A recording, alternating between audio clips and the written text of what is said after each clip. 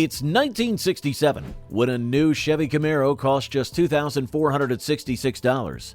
Gas was 33 cents a gallon, and The Graduate starring Dustin Hoffman was shocking audiences across America. The world was changing fast, and the soundtrack was even better.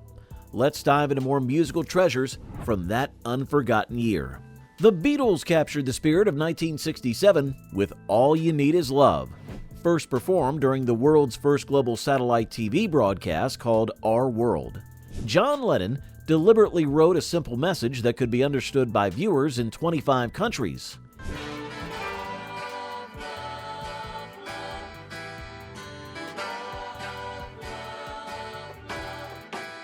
The band started recording just 10 days before the broadcast, cutting it dangerously close. The orchestral section was actually improvised during the session, with producer George Martin frantically writing out parts for the musicians. The Rolling Stones pushed boundaries with Let's Spend the Night Together, a song so controversial that Ed Sullivan forced them to change the lyrics to Let's Spend Some Time Together for their TV appearance. Don't you worry, that was on your mind, oh man. Mick Jagger reluctantly agreed, but rolled his eyes whenever he sang the altered line.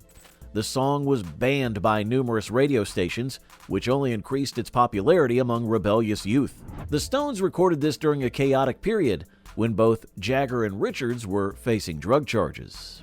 The Monkees proved their musical legitimacy with Pleasant Valley Sunday, written by Jerry Goffin and Carole King about a suburban conformity.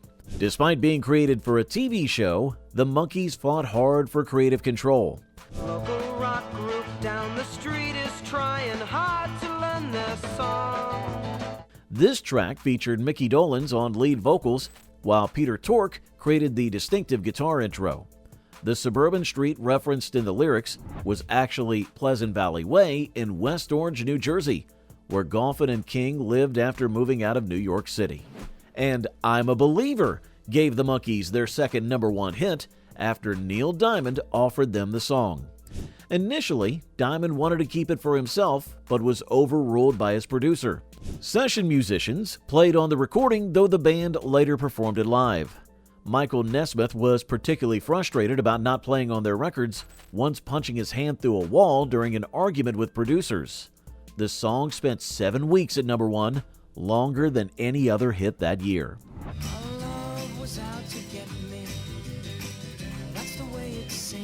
So, fellow children of the 60s, you're reliving these musical memories with me, aren't you? If these songs take you back to special moments, drop those stories in the comments below. Everyone loves a good flashback. And if you're enjoying this musical time machine, hit that like button and subscribe to keep the nostalgic tunes coming. Now, let's continue our journey through 1967. The Beatles delivered another masterpiece with Penny Lane, Paul McCartney's nostalgic tribute to a Liverpool neighborhood from his youth. The distinctive piccolo trumpet solo was inspired by Bach's Brandenburg Concerto, which McCartney heard on TV and asked producer George Martin to incorporate something similar.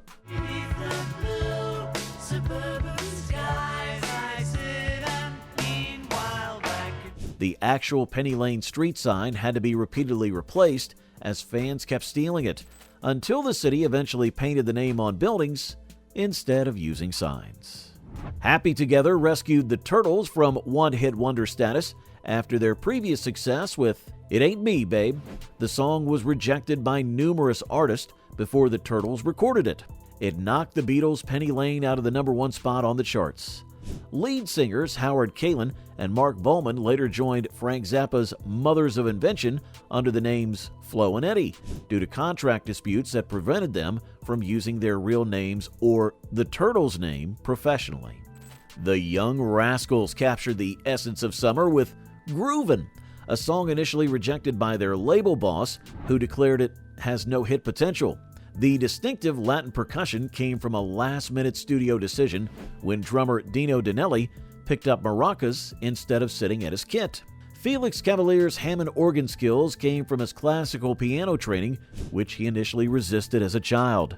Someone to close his eyes to, someone to close his heart. The group's insistence on recording the song despite objections proved correct when it went to number 1.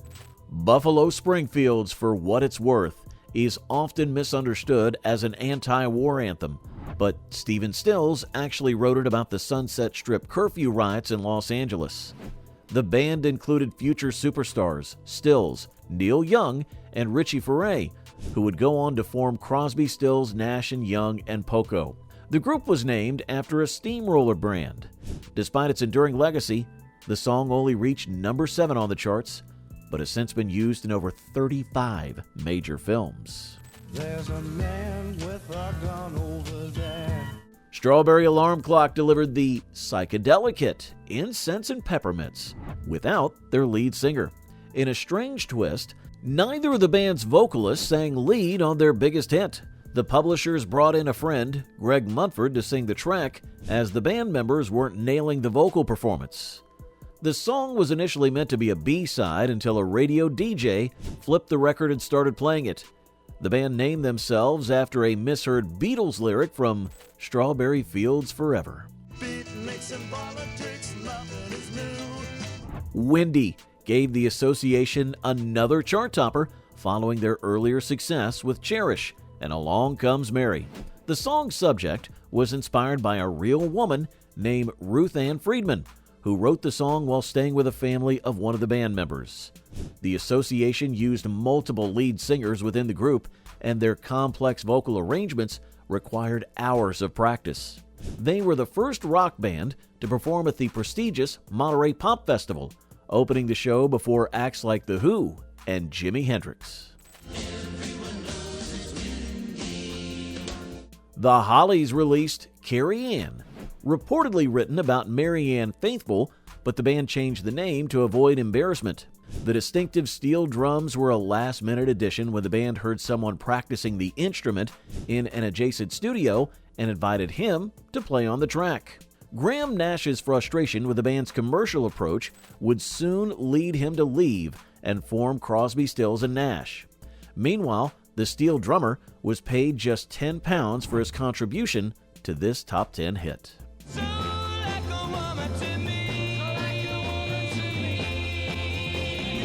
Stevie Wonder showed his maturing talent with I Was Made to Love Her, co-written with his mother, Lula Mae Hardaway. Still only 17, Wonder was asserting more creative control at Motown. The distinctive bass playing came from James Jamerson, part of Motown's house band, the Funk Brothers, whose contributions went uncredited for years. Wonder originally intended to become a gospel singer before Berry Gordy convinced his mother to sign him to Motown at age 11.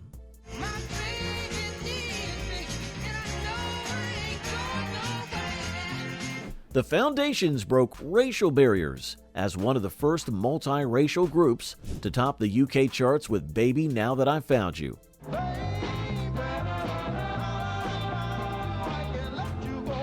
The band formed in a London basement club and included members from the West Indies, Britain, and Sri Lanka. Their unique sound blended British pop with American soul.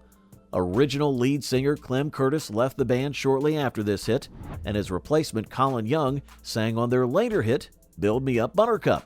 The song was written in just 10 minutes. The Spencer Davis Group featured a teenage Steve Winwood, whose soulful vocals on Gimme Some Lovin' had many listeners believing he was a much older Black American singer. Winwood, who was only 18 at the time, played Hammond organ and sang simultaneously during performances. The song was written in just 30 minutes and recorded the same day.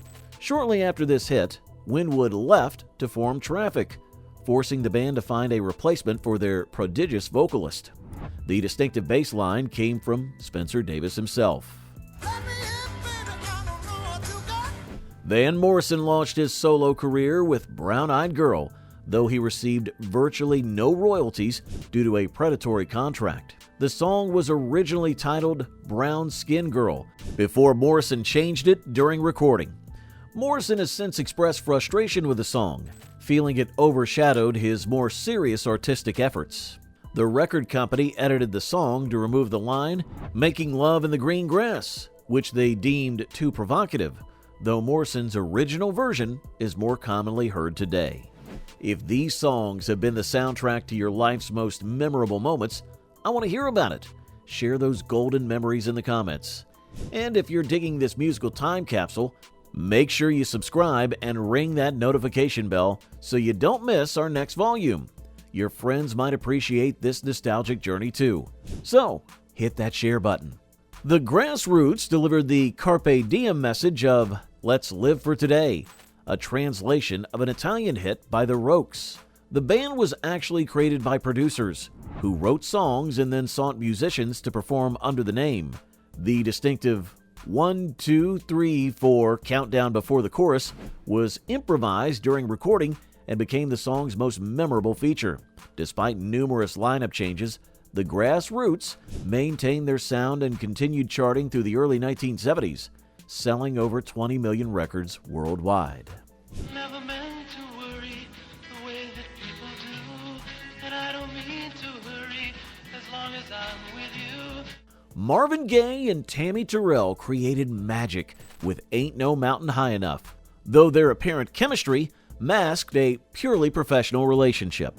The song was written by the husband-wife team of Nicholas Ashford and Valerie Simpson, inspired by Ashford's experience of arriving in New York and seeing the imposing Manhattan skyline.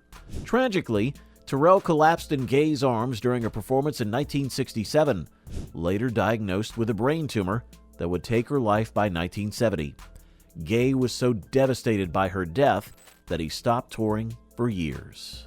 The Stone Ponies, featuring Linda Ronstadt, released Different Drum, written by Monkees member Michael Nesmith. The producer transformed what was originally a folk ballad into a Baroque pop arrangement against Ronstadt's wishes.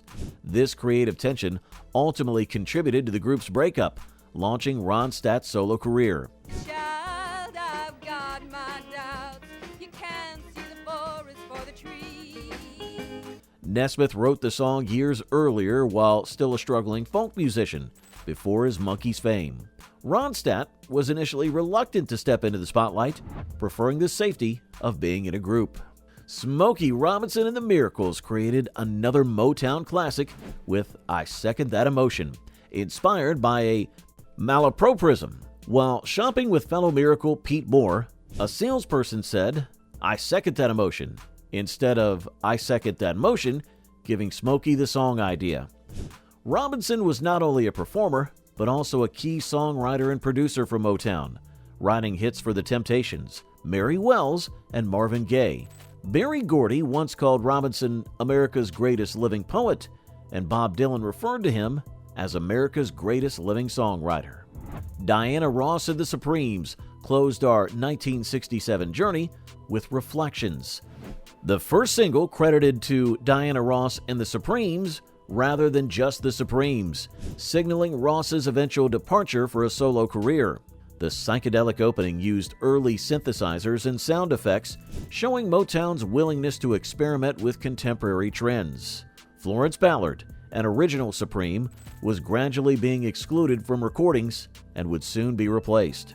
The song's theme of reflection aptly represented the group's transitional status as the turbulent decade continued unfolding. Through the mirror of my mind, time after time. As we close this volume of 1967's greatest hits, remember this was the year when computers filled entire rooms, the first Super Bowl was played, and the average home cost just $14,250. These songs weren't just entertainment, they were the soundtrack to a cultural revolution.